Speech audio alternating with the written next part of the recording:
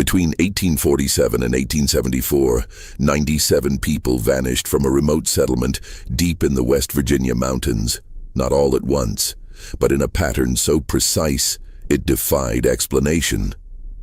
The disappearances occurred exactly every 3 months, always on the night of the new moon, always leaving behind a single leather shoe filled with mountain clay and pine needles.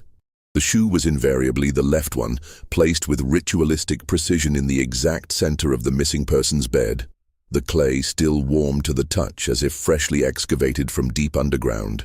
When federal investigators finally reached the isolated community of Hollow Ridge in the winter of 1874, they found 312 residents living in apparent prosperity, their ledgers showing impossible wealth for such a remote location, their children dressed in Boston finery, their tables laden with imported delicacies, and not a single person willing to explain where the missing had gone. The investigators noted in their reports that every resident they questioned responded with the exact same phrase, spoken in an identical cadence: "The mountain keeps its own accounts." Oh, what they discovered in the abandoned copper mine beneath the settlement would be sealed in government records for over a century, requiring presidential authorization to access, and even today, the full report remains partially redacted.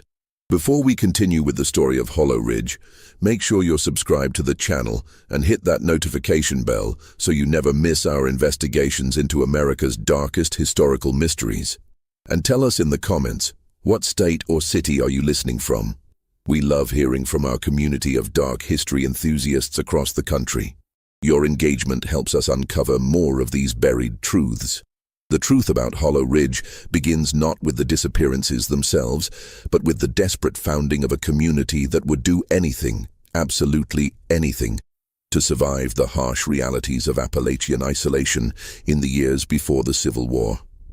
Hollow Ridge sat nestled in a valley so deep between the mountains that sunlight only reached it for 4 hours each day, even in the height of summer.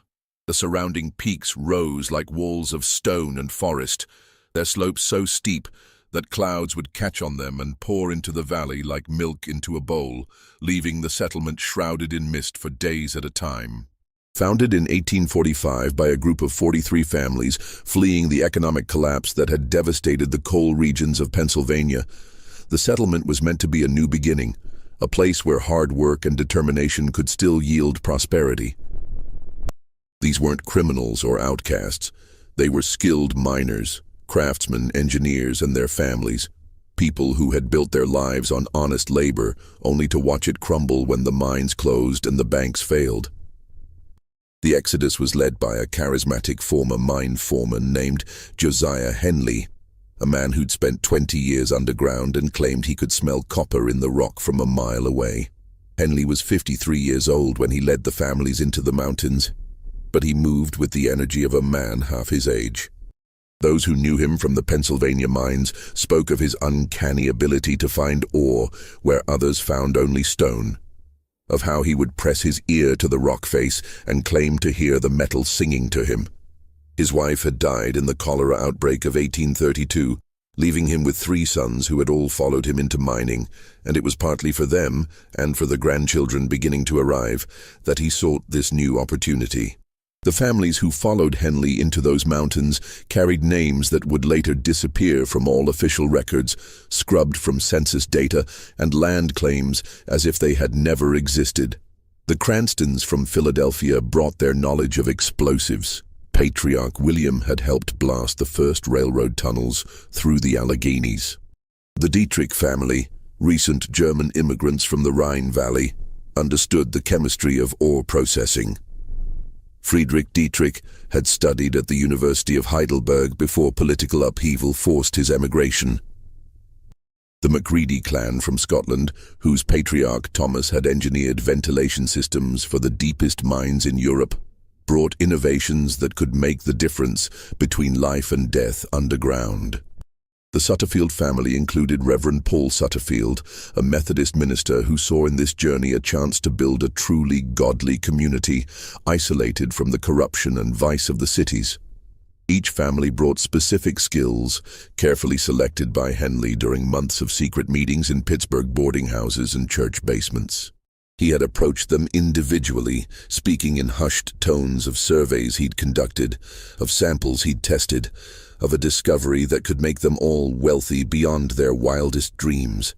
But more than wealth, he promised them independence, a chance to build a community answerable to no one but themselves, free from the coal companies and banks that had destroyed their previous lives. The location Henley chose was no accident. He had first heard of the valley from an old Cherokee guide named Joseph Stonecrow, whom he'd met in a Wheeling tavern in 1844. Stonecrow, deep in his cups and speaking in a mixture of English and Cherokee, had told him of a valley his people avoided, where the water ran red after rain and where the earth itself seemed to breathe. Local Cherokee legends, recorded by missionaries decades earlier, spoke of the valley as a place where the earth itself was sick, where animals refused to den, and where strange lights were sometimes seen moving beneath the ground on moonless nights. The Cherokee called it the place where the earth bleeds, and their oral histories suggested that even the ancient peoples who preceded them had marked it as forbidden. But Henley saw opportunity where others saw warning. His preliminary surveys, conducted with equipment he'd borrowed from his former employers, indicated massive copper deposits of unprecedented purity. The geological formations suggested veins that went deeper than any mine in North America. Copper that had formed under conditions that shouldn't exist in the Appalachian range. He kept his findings secret, sharing them only with his most trusted associates, knowing that if word got out, larger interests would sweep in and claim everything. The journey to the valley took 3 weeks through terrain so rough that 2 wagons were lost to ravines, and one family, the Pennywells, turned back after their youngest child nearly drowned crossing a swollen stream. Those who persevered found themselves in a valley that seemed to exist in its own world, cut off from the rest of America by walls of stone and forests so thick that noon looked like twilight beneath the canopy. By the autumn of 1846, Hollow Ridge had grown to nearly 200 souls. The construction had been remarkable. In less than 18 months, they'd built a sawmill powered by Burden Creek, which ran red with mineral deposits every spring, staining the mill wheel a permanent rust color that looked like dried blood in certain lights. They'd established a general store run by Marcus Finch, a former Philadelphia merchant who kept meticulous records in ledgers that would later provide investigators with their most disturbing evidence. They'd built a one-room schoolhouse where Mrs. Eleanor Cranston taught 32 children, using books donated by a mysterious benefactor in Baltimore who insisted on remaining anonymous.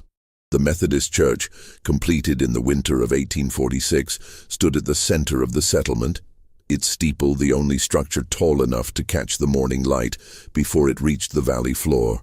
Reverend Paul Sutterfield preached every Sunday about providence and perseverance, about how God had led them to this promised land, just as he had led the Israelites to Canaan. His sermons grew increasingly focused on sacrifice and covenant as the months passed, though few noticed the gradual shift in his theology at the time. The settlement even had its own postal route, though the mail carrier, a Cherokee Welsh mixed blood named Daniel Moss, only made the treacherous journey once a month. Moss would later testify that he always felt watched in Hollow Ridge, that the residents would gather in groups and whisper when he arrived, and that no one ever sent personal letters, only business correspondence related to their copper trade. But prosperity in Hollow Ridge came with peculiarities that visiting traders noticed immediately. The settlement produced refined copper ingots of remarkable purity, 99.9% pure, according to assayers in Baltimore. Yet no one ever saw the smelting operation. Work shifts began at midnight and ended before dawn, with miners entering and leaving through a concealed entrance that visitors were politely but firmly prevented from approaching. The miners themselves never spoke of their work, changing the subject if questioned, and their families seemed to have been instructed to maintain the same silence. The copper they produced had unusual properties that made it highly sought after. Telegraph companies paid premium prices for Hollow Ridge copper wire, claiming it conducted electricity with less resistance than any other source. Jewelers in Philadelphia and New York reported that items made from Hollow Ridge copper never tarnished, maintaining a peculiar warmth to the touch that customers found appealing. One scientist from Harvard, Dr. Edmund Whitlock, traveled to Hollow Ridge in 1847 to study the copper, but his notes from the visit were later found to be missing crucial pages, and he refused to discuss his findings, retiring from academia shortly after his return. The first disappearance occurred on March 15, 1847, exactly 18 months after the settlement's founding. The date would later prove significant. It was not only the night of a new moon, but also the spring equinox, when day and night stood in perfect balance. Margaret Dietrich, age 19, vanished from her family's cabin sometime between sunset and sunrise. She was engaged to marry William Cranston's eldest son, Robert, and the wedding had been planned for May. Her parents, Friedrich and Anna, woke to find her bed empty, though the sheets remained perfectly arranged as if she had never slept in them. The window stood open despite the freezing temperature. Ice had formed on the inside of the glass, and centered precisely on her pillow was a single leather shoe, her left one, placed with deliberate care and filled with damp clay and pine needles that smelled of deep earth and something else, something metallic and organic that no one could quite identify. The shoe itself was disturbing in its condition. While it was certainly Margaret's, her initials were tooled into the leather. It showed signs of wear that didn't match its age. The sole was worn through in places as if she had walked hundreds of miles, yet she had owned the shoes for only 2 months. The leather was stained with mineral deposits that had crystallized in patterns resembling veins or root systems. When Anna Dietrich tried to empty the clay from the shoe, she found it had hardened into a perfect mold of her daughter's foot, accurate down to the smallest detail. The community searched for 3 days with a thoroughness that reflected both their desperation and their growing fear. They divided the forest into a grid, with each family responsible for a section. They combed every inch within 5 miles, checked every mineshaft and cave, dragged Burden Creek from its source to where it joined the larger Shadow River. Henley himself led search parties up treacherous mountain paths where snow still lay 3 feet deep, places where a single misstep meant certain death. They brought dogs from a neighboring settlement, but the animals refused to track, whining and cowering when presented with Margaret's scent. What they found disturbed them more than her absence. Near the old Cherokee marker stone, a granite boulder covered in symbols that predated even the Cherokee, according to Joseph Stonecrow, they discovered 17 dead ravens arranged in a perfect circle, their bodies still warm despite the freezing temperature. Each bird had died at exactly the same moment, their necks twisted at identical angles, their wings spread in identical positions. At the center of the circle, pressed into the frozen earth, was a handprint that matched Margaret's exactly, though it was pressed deeper into the ground than any human hand should have been able to achieve. Fresh axe marks on trees formed a path leading directly to the sealed entrance of what locals called the Old Working, a mine shaft that predated even the Cherokee, according to legend. The axe marks were at varying heights, starting at ground level and rising to nearly 20 feet up the trunk of an ancient oak, as if whoever made them had been ascending into the air as they walked. The marks themselves were peculiar, cut at angles that hurt to look at directly, forming patterns that seemed meaningful but remained just beyond comprehension. The second disappearance came exactly 3 months later on June 15th, the summer solstice. This time it was William McCready, age 34, a man strong enough to carry 200 pounds of ore on his back for miles without rest. He vanished from the mine's entrance station where he'd been keeping watch, a duty that rotated among the settlement's men. His replacement, Thomas Finch, found the guard post empty at midnight, a single shoe placed on the stool where William should have been sitting, filled with the same mixture of clay and pine needles, still warm to the touch. William's rifle remained propped against the wall, unfired, and his tobacco pipe sat on the small table still smoking, as if he had just set it down moments before. The locked door to the mine entrance stood open, though the key remained in William's shoe along with the clay. Inside the entrance tunnel, investigators found footprints in the dust, but they started 30 feet inside the tunnel, as if William had materialized there rather than walking in. The prints proceeded deeper into the mine for about 100 feet, before stopping abruptly at a solid wall of rock, as if he had walked directly into the stone. By September, when 8-year-old Timothy Cranston became the third to vanish, panic gripped Hollow Ridge. The boy disappeared from a group of children playing in the afternoon sun. The other children reported that he had been there one moment and gone the next, like a candle being snuffed out. They found his shoe in the exact center of the church, though the building had been locked and Reverend Sutterfield held the only key. The clay in this shoe contained something new, tiny fragments of what appeared to be crystallized blood, though no one could explain how blood could crystallize in such a manner. Families barricaded doors with lumber torn from the mill. Men patrolled with rifles loaded with bullets they'd blessed in the church. Women clutched their children close, tying them to their wrists with rope when they had to leave the house. Some families attempted to leave, but found excuses to stay: sick children, broken wagon wheels, sudden storms that made travel impossible. It was as if the valley itself conspired to keep them there. It was then that Henley called a town meeting that would change everything. The entire population gathered in the church on a night when the fog was so thick that people could barely see 3 feet ahead. They came in groups, holding hands to avoid getting lost, their lanterns creating ghostly halos in the mist. Standing before every remaining soul in Hollow Ridge, Henley spoke words that multiple witnesses would later recount with chilling consistency, each remembering not just what he said, but the exact cadence of his voice, as if the words had been burned into their memories. "We came here seeking fortune, and fortune demands sacrifice. The mountain gives us copper, copper gives us wealth, and wealth demands payment. We all understood this when we signed the compact. We all agreed to the terms. The lottery is fair, the selection is random, and the obligation is absolute. We are not the first to make this bargain, and we will not be the last.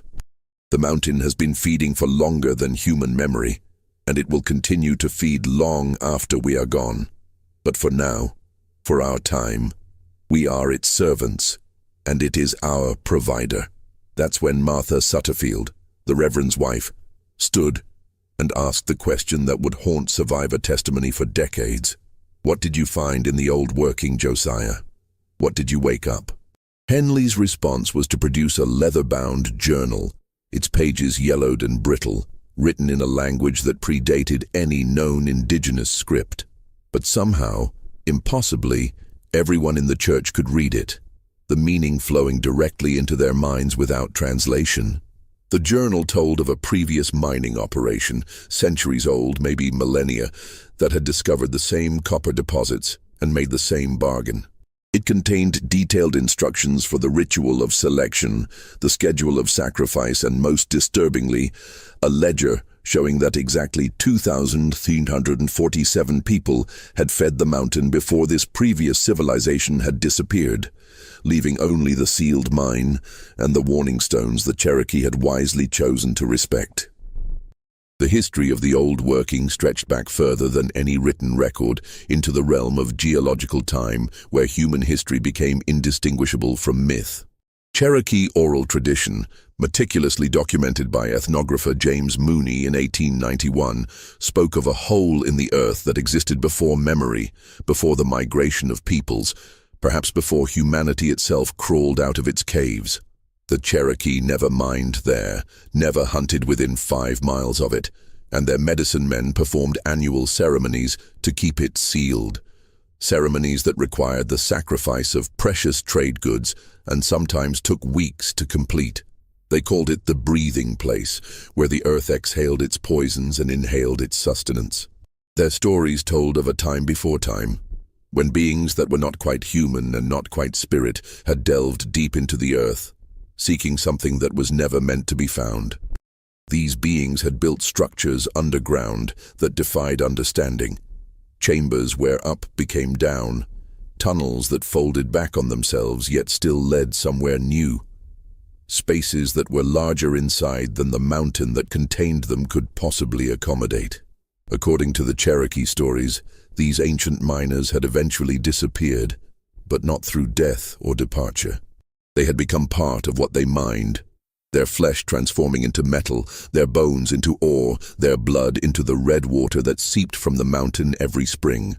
The Cherokee believed that on certain nights you could still hear them working in the depths, the ring of their picks against stone carrying up through miles of rock, though the sound came from directions that didn't exist in the normal world.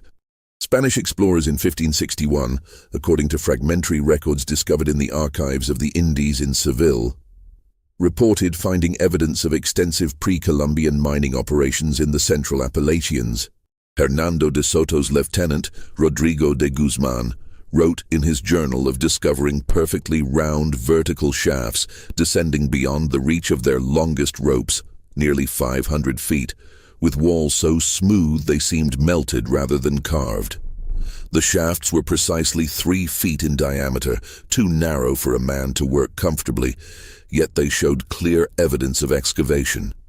Guzman's most disturbing discovery was a chamber accessed through one of these shafts, where he found what he described as statues of such lifelike quality that we initially took them for corpses. These figures were made entirely of copper, but with a level of detail that exceeded any known metallurgical technique of the period. They depicted humans in positions of agony or ecstasy.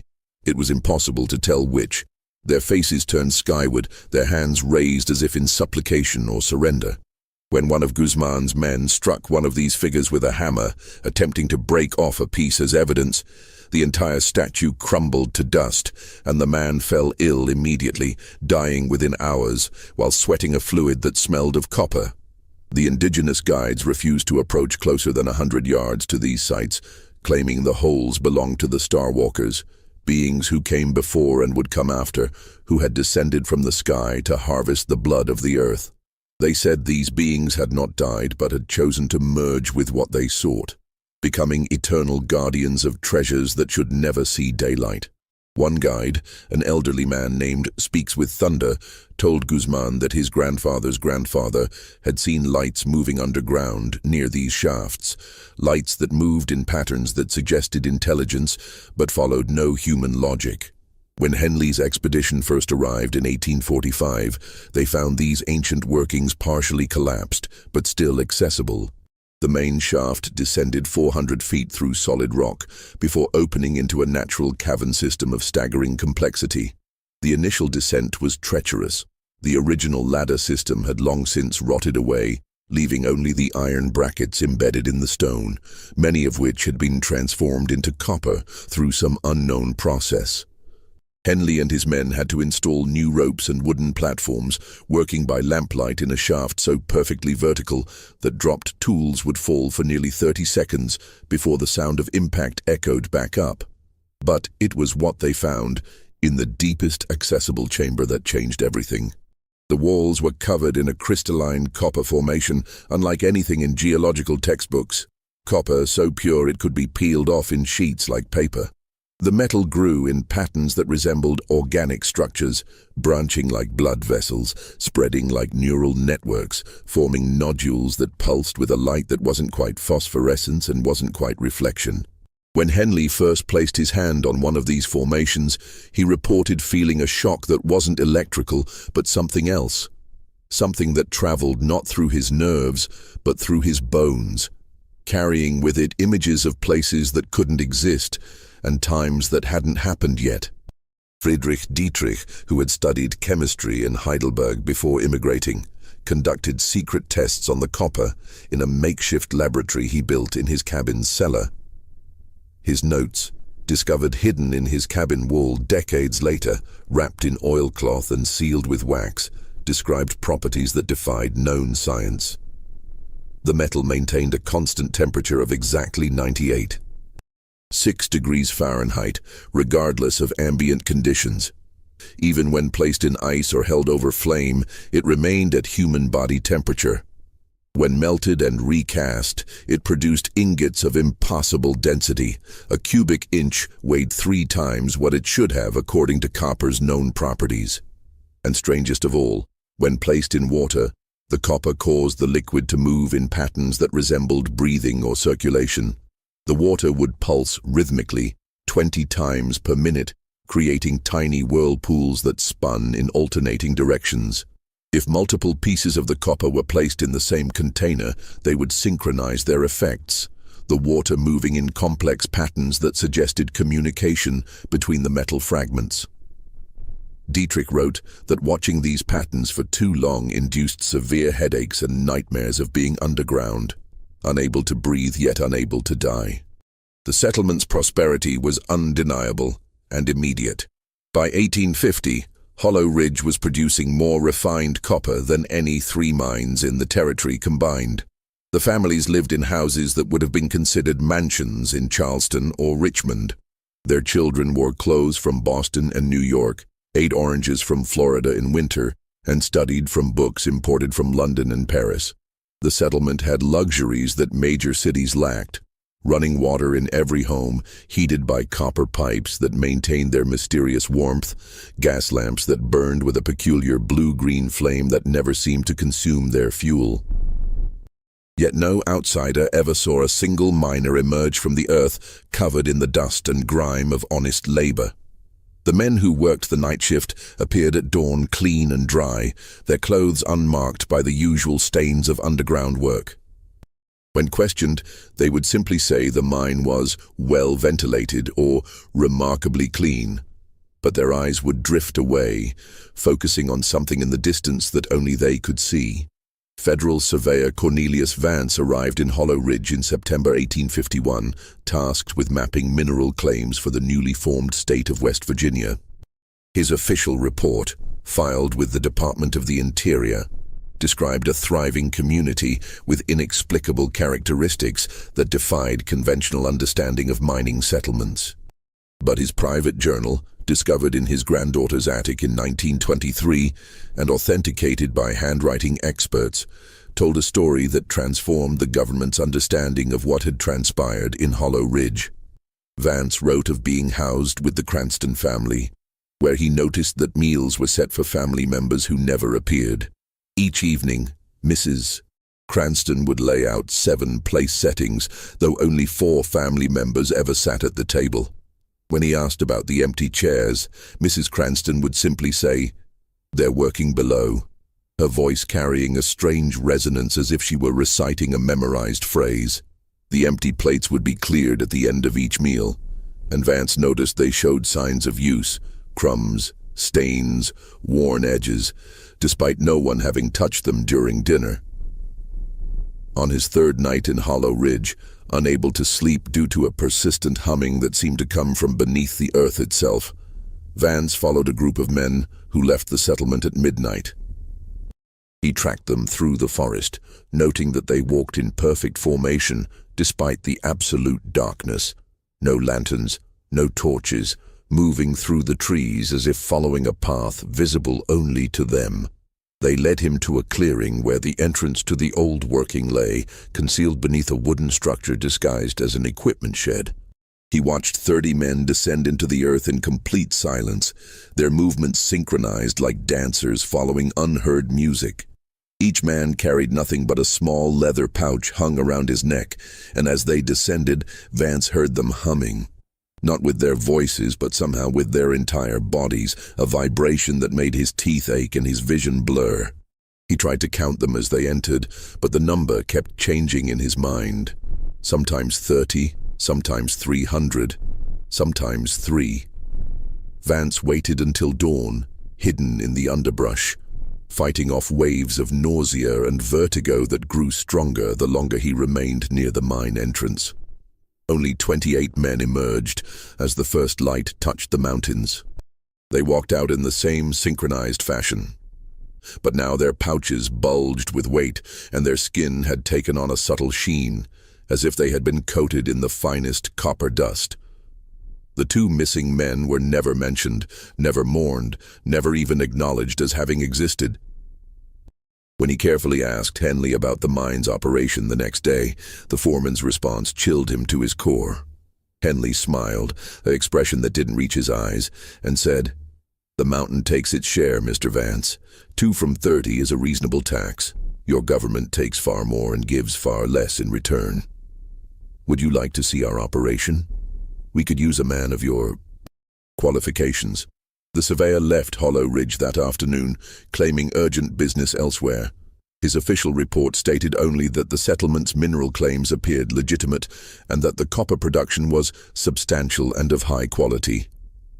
But in his journal he wrote, "There is something unnatural in that place, something that wears the face of prosperity but stinks of decay.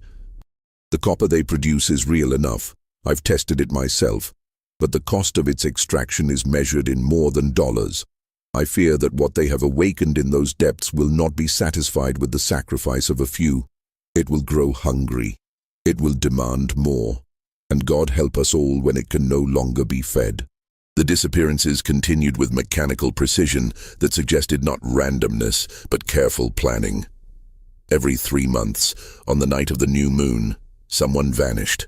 Always at night, always leaving behind that single shoe filled with clay and pine needles, the clay always warm, always containing new elements, fragments of minerals unknown to science, crystallized organic matter that resembled neither plant nor animal tissue, sometimes tiny spheres of metal that moved on their own when observed, rolling always toward the mine.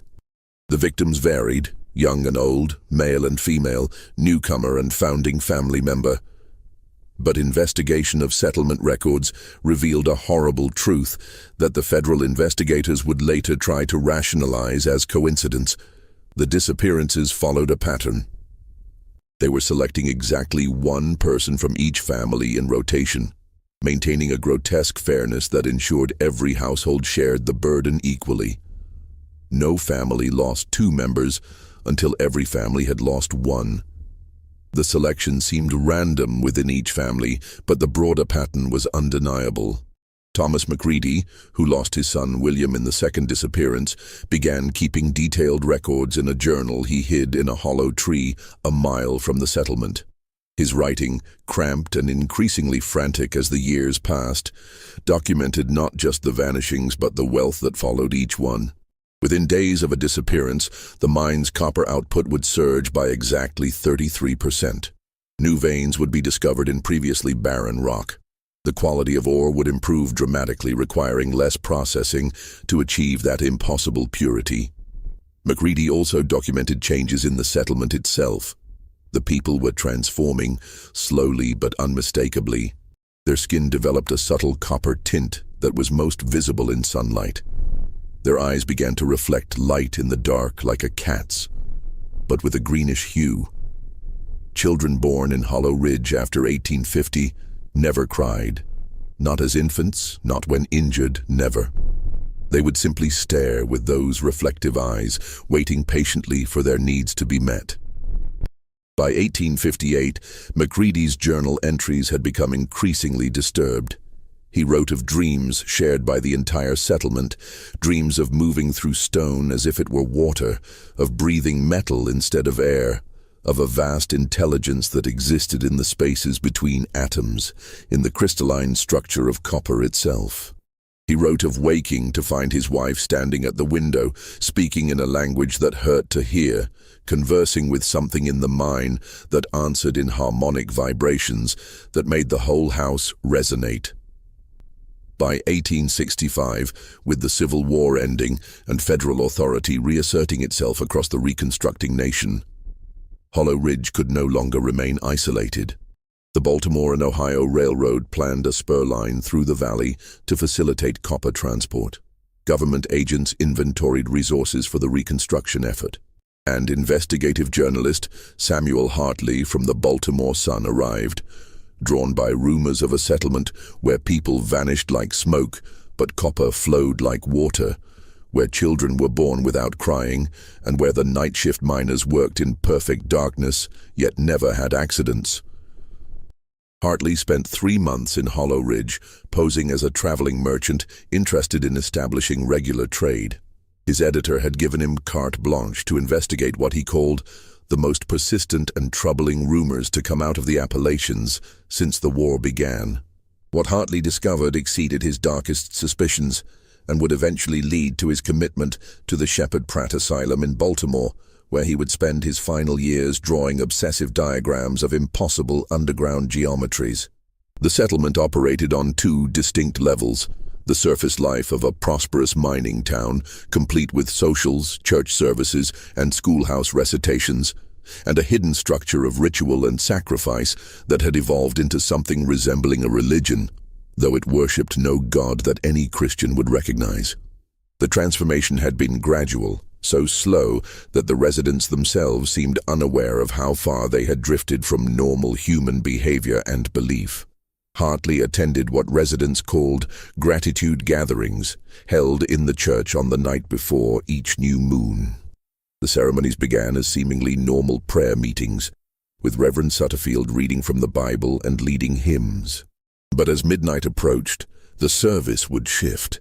The language would change, starting with familiar Latin phrases, but evolving into something older, words that predated any known human tongue.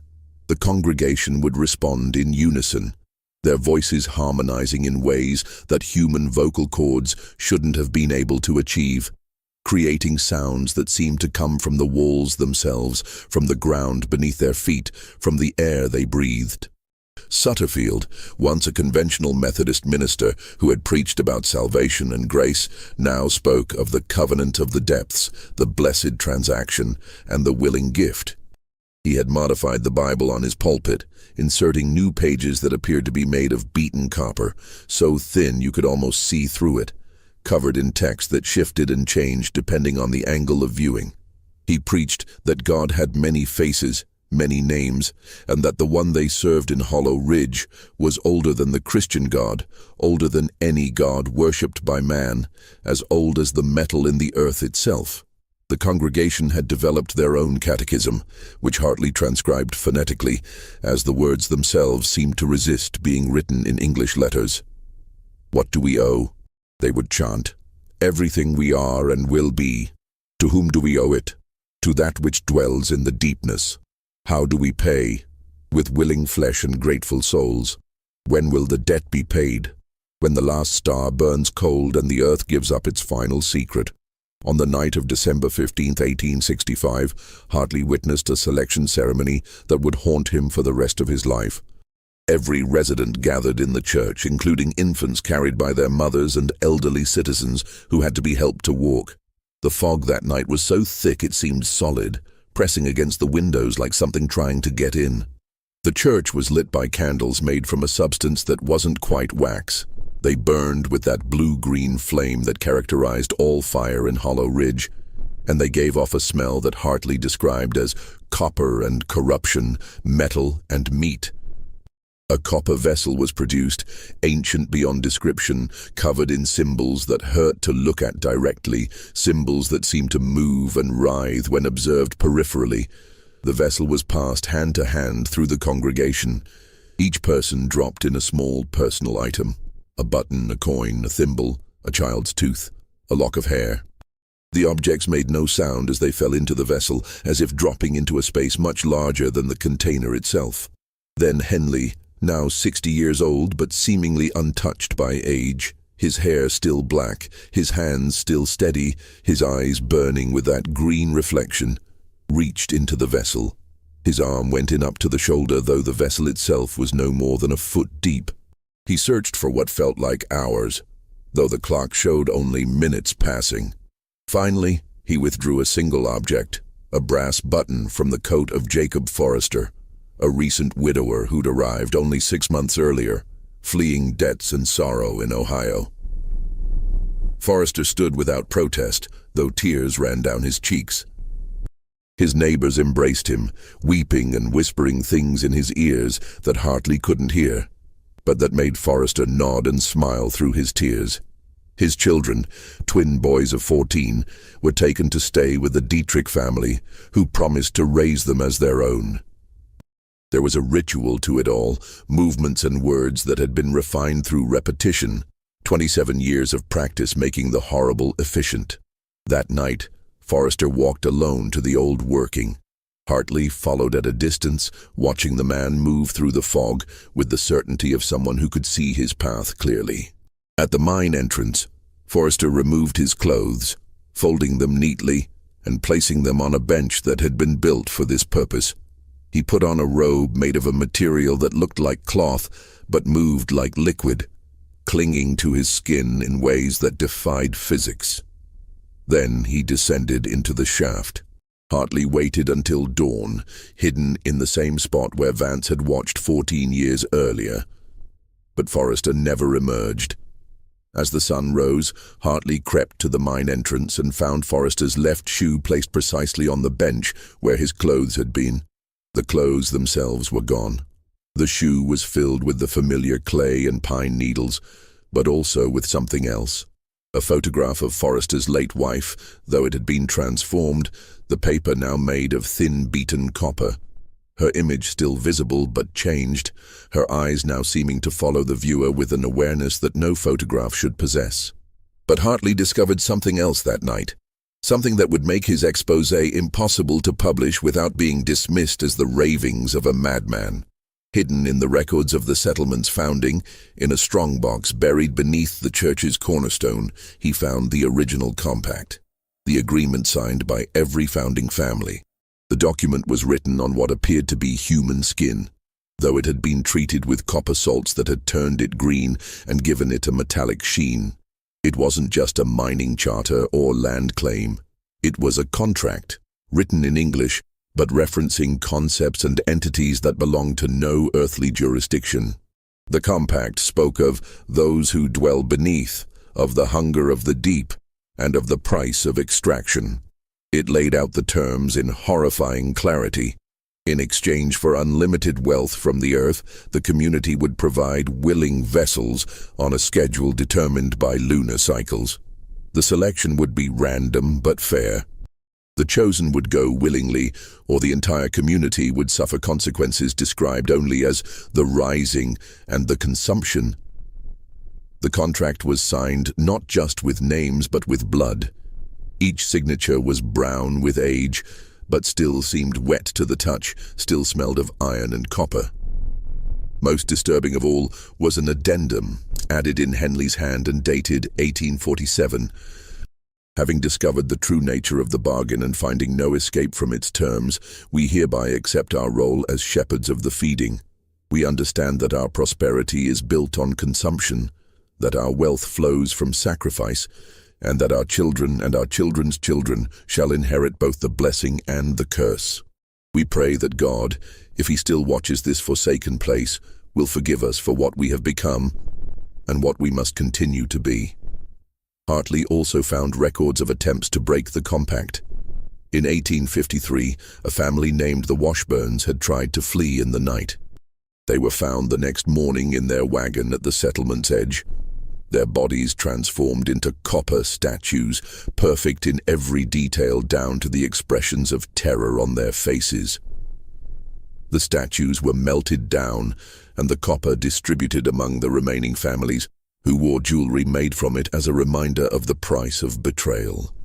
In 1859, a group of younger residents, led by Robert Cranston, the same man who had been engaged to Margaret Dietrich when she became the first to disappear, attempted to seal the mine with explosives.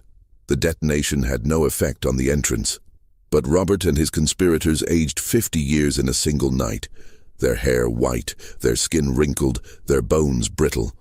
They lived only a few more days, spending them warning others that the mine was not just a hole in the ground but a mouth, and that it had teeth that extended throughout the entire valley. Everything changed on the night of March 15, 1874, exactly 27 years after the first disappearance. The number 27 held significance that Hartley had discovered in his research. It was 3 times 3 times 3, a number that appeared repeatedly in the pre-Columbian symbols found in the mine, a number that the Cherokee considered cursed, a number that represented completion in the arcane mathematics that governed the compact.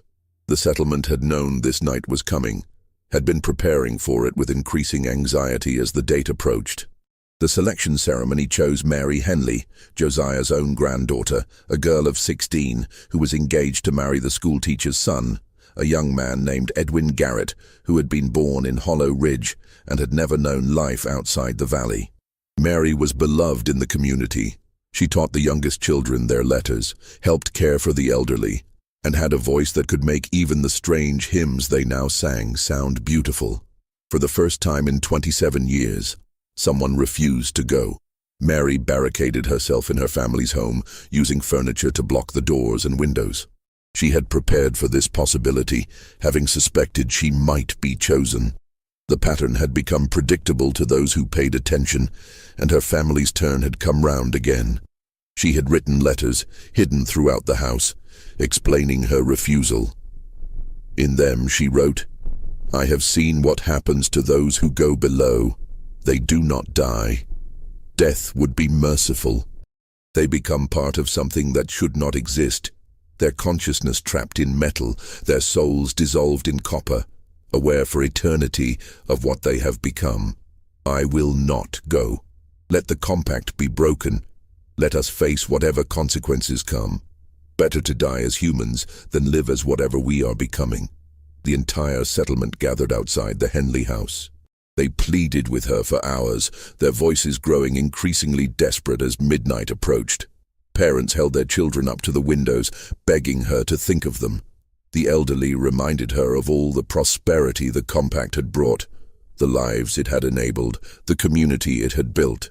Her own grandfather, Josiah, knelt in the mud that had formed from a sudden, unseasonable rain, pressing his hands against the door and speaking to her in that old language that predated words.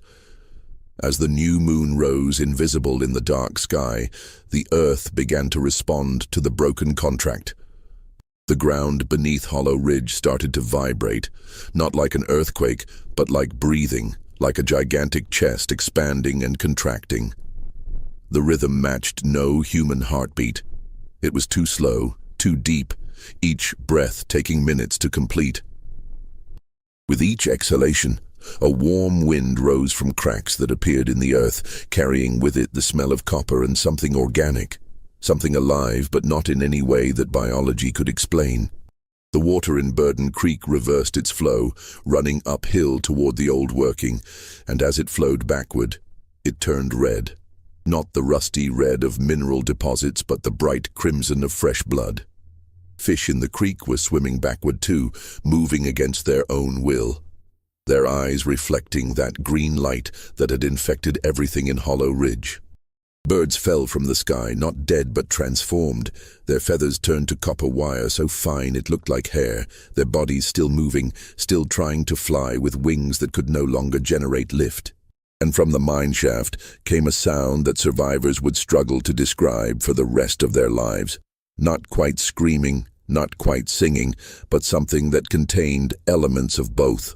It was the sound of the 93 people who had been taken over the years, their voices somehow still present, still conscious, calling out from wherever they were, whatever they had become.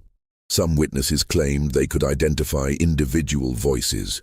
Margaret Dietrich singing the lullaby she had hummed while sewing, William Macready calling for his father, little Timothy Cranston reciting his arithmetic tables in an endless loop.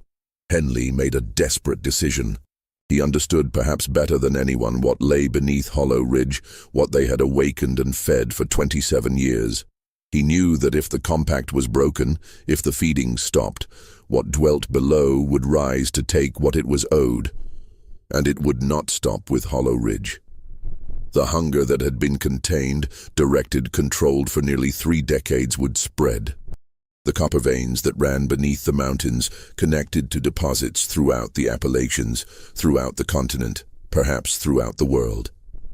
If the thing below was released from its bargain, its hunger would follow those veins like an infection through a bloodstream.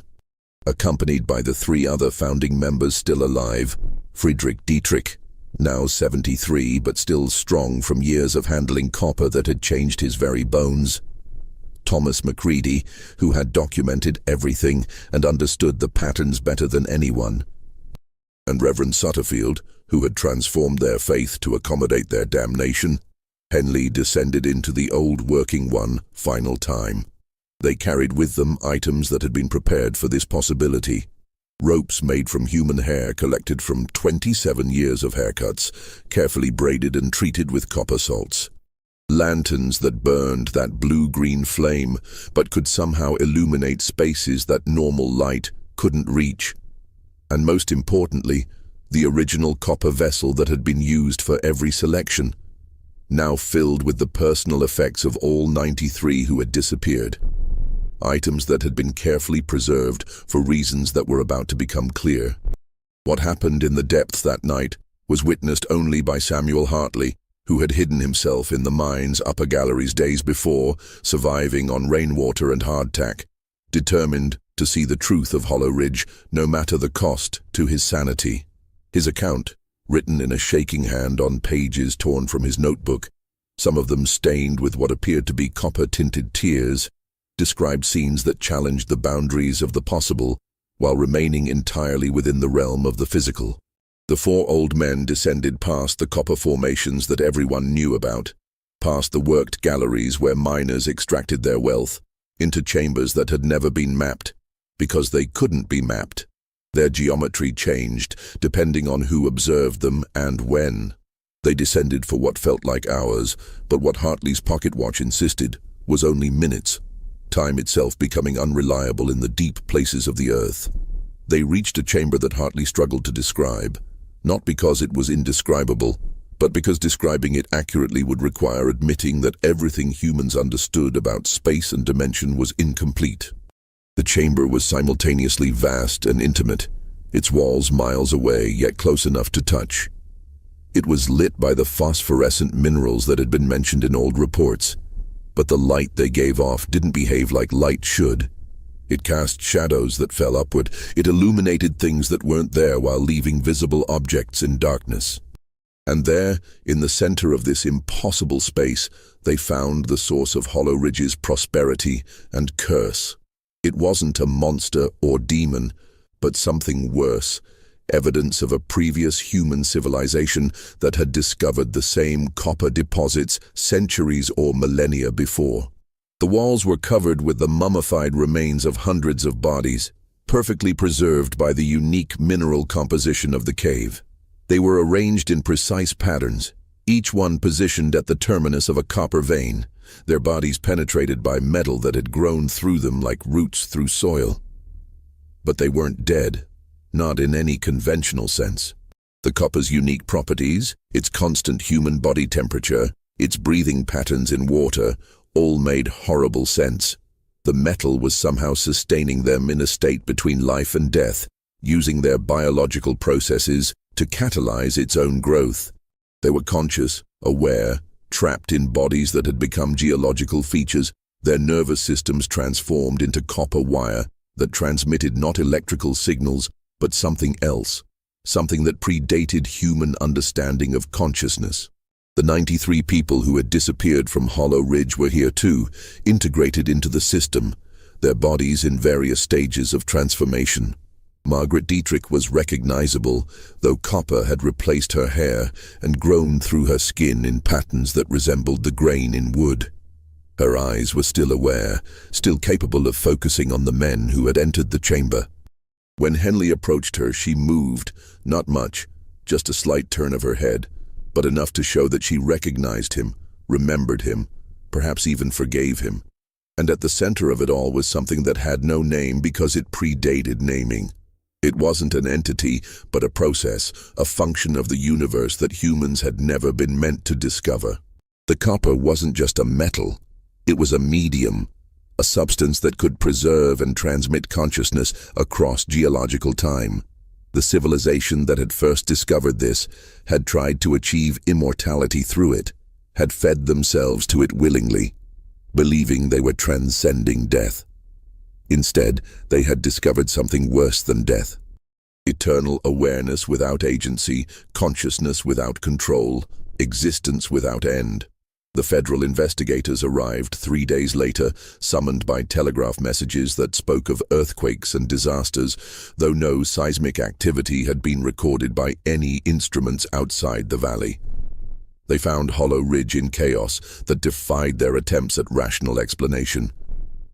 The mine had collapsed, but not in any way that geology could explain. The rock had flowed like water, and then hardened in patterns that looked organic, like the mountain itself had squeezed the tunnels shut the way a throat swallows. The old working was sealed beneath thousands of tons of stone that had materialized from nowhere, rock that didn't match any geological survey of the area. Josiah Henley and his 3 companions were missing, presumed dead in the collapse, though their bodies were never found. Mary Henley was alive but changed. Her hair had turned white overnight. Her eyes had lost their green reflection and turned gray as mountain stone, and she spoke only in whispers that hurt to hear. She would tell the investigators nothing useful, responding to all questions with the same phrase. They chose to hold the door closed. Pray it stays that way. Most disturbing of all were the 93 members of the settlement who were found wandering the forest in various states of confusion and madness. They had no explanation for how they came to be there. The last thing each remembered was going to sleep in their homes in places scattered across the country, some of them years or decades ago. They were people who had been reported missing from towns throughout the Appalachians, people who had vanished without trace or explanation, people whose families had given them up for dead. Medical examination revealed they all showed signs of prolonged exposure to extreme mineral concentrations. Their hair had turned white. Their skin bore strange scarring patterns that resembled copper veins running beneath the surface, and they spoke in whispers of dreams about being buried alive, while somehow remaining conscious, aware of every grain of soil, every drop of water that passed through the earth around them.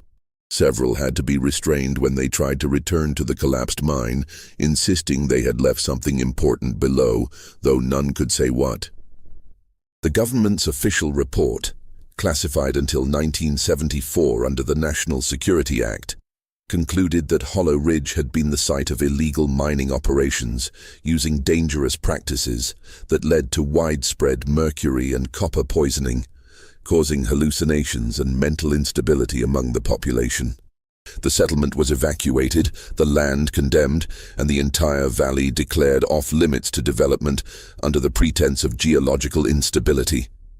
The report made no mention of the 93 people who had apparently returned from the dead, officially listing them as displaced persons who had been found during the evacuation.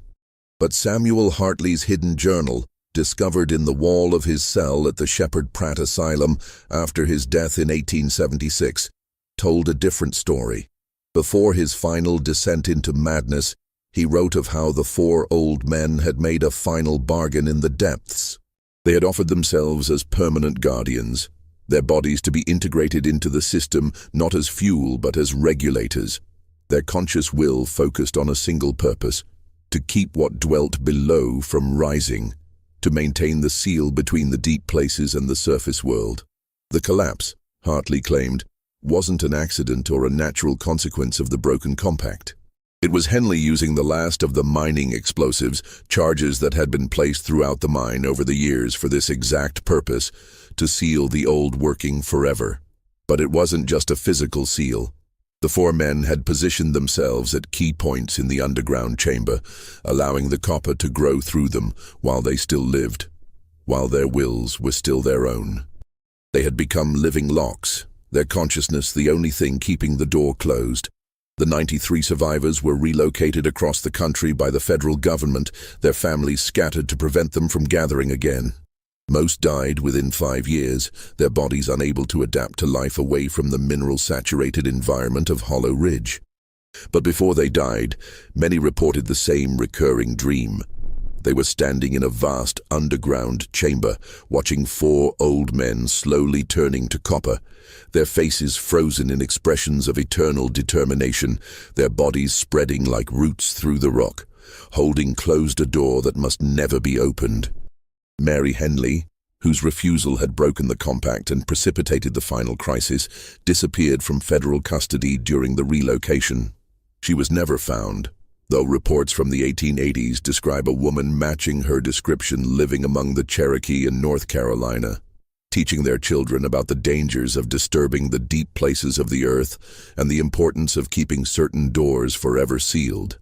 She was said to carry with her a copper vessel, ancient and covered in symbols that hurt to look at, which she claimed contained the contracts and promises of those who had learned too late that some knowledge comes with a price that can never be fully paid. The land where Hollow Ridge once stood is now part of a federal wilderness area closed to all public access under severe penalty. The official reason is geological instability and contamination from historical mining operations. Satellite images show that nothing grows in a perfect circle with a 5-mile radius around the former settlement. The earth there is neither dead nor alive, but something in between, waiting. Water samples from the area still show impossible copper concentrations, copper that maintains that constant temperature of 98.6 degrees, copper that causes water to move in breathing patterns. Every 3 months on the night of the new moon, seismic equipment stationed around the perimeter registers rhythmic vibrations from deep underground, vibrations that match the pattern of human breathing, though much slower, as if what breathes below has learned patience in its imprisonment.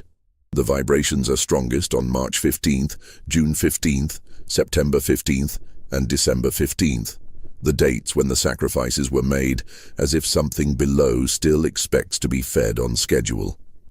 In the decades that followed the sealing of Hollow Ridge, there were several attempts to investigate the site, all ending in failure or tragedy. A team of geologists from the Smithsonian Institution arrived in 1889, equipped with the latest drilling equipment of their era. They managed to bore 30 feet into the collapsed mine entrance before their drill bit struck something that shouldn't have existed. A vein of copper that was liquid at room temperature, that flowed upward against gravity. When they withdrew the drill, the substance that came with it defied classification. It appeared to be copper mixed with organic material, as if metal and flesh had somehow fused at a molecular level. The team sealed their borehole with molten lead, a material mentioned in Henley's notes as being antithetical to the copper's growth, and left within hours. Their official report stated only that the site was geologically unstable and unsuitable for further investigation. Local hunters in the 1880s and 1890s reported finding leather shoes in the forest surrounding the forbidden zone, always the left one, always filled with clay and pine needles that remained warm to the touch regardless of weather. By the turn of the century, exactly 97 such shoes had been documented, one for each person who vanished during Hollow Ridge's 27 years of operation. The shoes were always discovered on the nights of the new moon, placed with deliberate care on tree stumps or rocks containing not just clay but sometimes other items. A photograph, a button, a child's tooth, objects that had belonged to the disappeared, yet somehow remained untouched by time. The few guards assigned to patrol the perimeter in those early years had their own superstitions. They claimed that on certain nights, always the new moon, always at the quarterly dates when the sacrifices had occurred, they could hear something calling from underground. Not voices exactly, but vibrations that formed words in their minds, 97 distinct tones speaking as one, promising wealth beyond imagination to anyone brave enough to unseal the mine. Tools left near the border would be found the next morning moved closer to the center, as if drawn by magnetic attraction. Compasses became useless within a mile of the site, their needles spinning wildly before pointing not north, but straight down into the earth.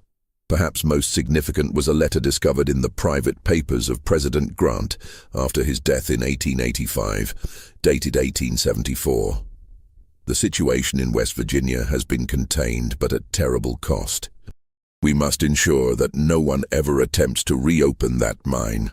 The 4 who sacrificed themselves to seal it understood what I cannot put in official records, that some hungers, once awakened, can never be fully satisfied, only temporarily contained. Their vigil must not be disturbed. Zoti.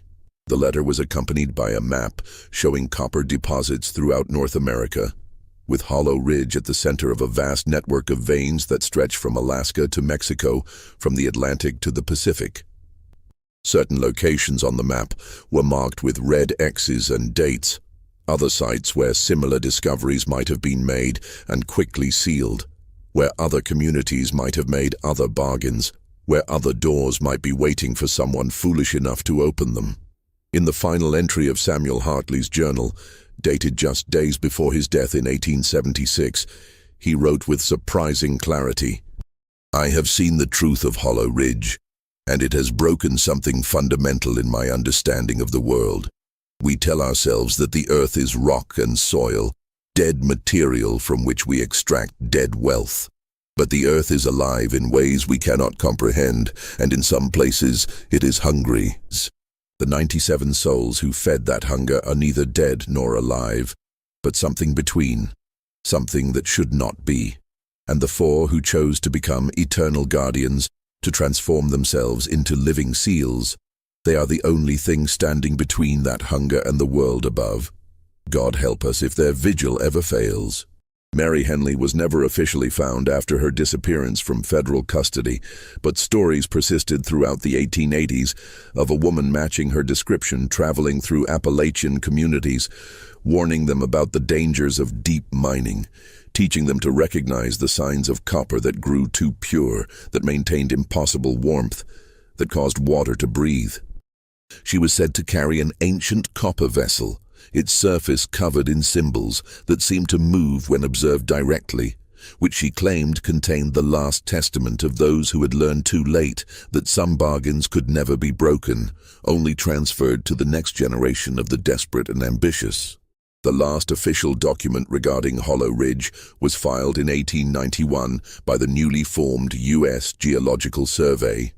It designated the entire valley as a permanent exclusion zone, with access forbidden under federal law. The report noted that the area exhibited anomalous geological properties inconsistent with regional norms and recommended that no future mining or development be permitted within a 10-mile radius. The specifics of these anomalies were sealed, requiring congressional approval to access, approval that has never been granted. Local folklore in the surrounding counties speaks of Hollow Ridge as a cursed place, though the stories have been deliberately confused and contradicted over the years, perhaps to prevent anyone from understanding the full truth.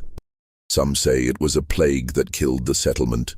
Others claim it was a mine collapse. Still others whisper about deals made with things that live in the deep places of the earth.